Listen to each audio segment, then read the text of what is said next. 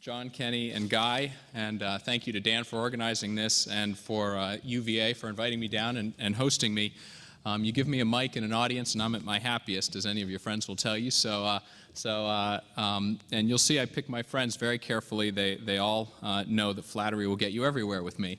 So thank you again. I just wanted to, well, first of all, she's not here tonight, but I want to thank the single most important person in all of my endeavors in life, my wife, Susan, who will hopefully see the videotape of this. So I want to say I love you and thank you. We have 3 little girls, and she does yeoman's work chasing after them and raising them properly. So to some extent frees me up to go out on my various crusades to try and improve the world a little bit. I also want to thank my parents, and you know, I get the question a lot, why, Whitney? Why do you spend, frighteningly enough, I try not to tell my investors this, but probably half my waking hours on various nonprofit endeavors. And why do I do it? And I ask that question myself a lot, especially, you know, when our fund has a bad day, or worse yet, a bad month or a bad year. I've thought about it a lot because it's not particularly rational. And I guess there are 3 reasons. One is genetic. My parents were the first couple to meet and marry in the Peace Corps in 1962. They heard John F. Kennedy ask not what your country can do for you, but what you can do for your country, an era where a lot of people were feeling, I suppose, similar to how they feel today.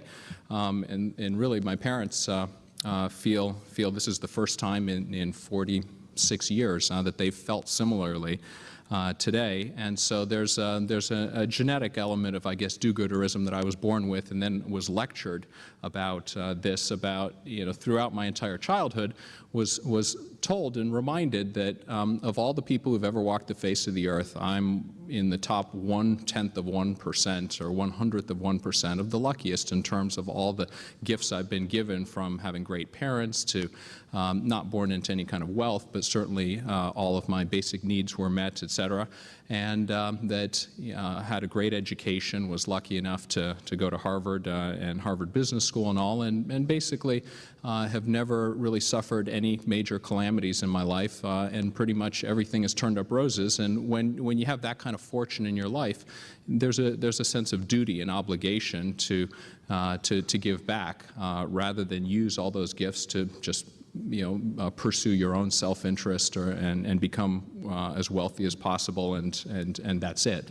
So part of it's genetic, part of it's my lectures that I got, and the last piece of it is I'll say it's because I'm selfish. And you might sort of scratch your head and say, well, how is it in your self-interest to spend half your time doing this kind of stuff? And I was actually sort of writing down, I'm on 10 nonprofit boards, to give you an idea of how extreme this behavior is. I didn't know that until 5 minutes ago, honestly. I thought it was 8, and then I remembered 2 others. And that doesn't even count the LIST project, the organization that's benefiting from tonight. That's just one of my sort of one-off crusades. And let me just tell you a little bit more about it, because it's a wonderful organization. But I was watching 60 Minutes, and they did a piece on Kirk Johnson, the young man who was serving in Iraq, who suffered, he wasn't in the military, but was working for USAID. And while he was on leave, he suffered an injury, didn't go back to Iraq, but he started hearing from the Iraqis who were on his payroll, who had worked for him. And because they had worked for Americans, they were despised and targeted for death in Iraq. And they either had to go into hiding in Iraq, and many of them fled to Syria, Jordan, etc.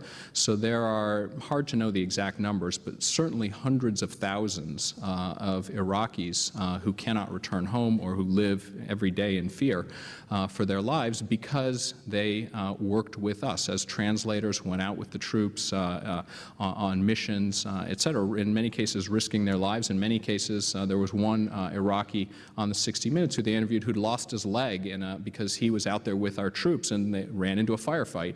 And there he was in Jordan, unable, he could not the United States, nobody wanted him in Jordan. He couldn't go back to Iraq, and the United States wouldn't give him a visa to come to the United States, despite having not only served but lost his leg, trying to help our troops. And I sort of got outraged and thought this was just completely immoral and wrong-headed. And so I went to the website and donated $1,000 and never thought I'd hear from it again. Well, Kirk Johnson, the young man who was profiled in the 60 Minutes piece, called me up. Turned out he lived in New York. We sat down for lunch, and he told me about the incredible work he's doing. For perspective, the United States has taken fewer than 5,000 Iraqi refugees in total. Sweden, which has no troops in Iraq, has no interest at all in Iraq, has taken 40,000.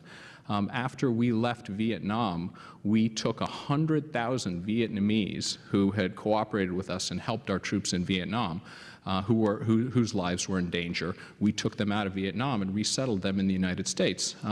Yet we are doing virtually nothing. I just spoke with Kirk this afternoon, and he said he was really pleased that the total number of Iraqis through his efforts that we've been able to resettle is now about 400 families, so maybe 1,000 people.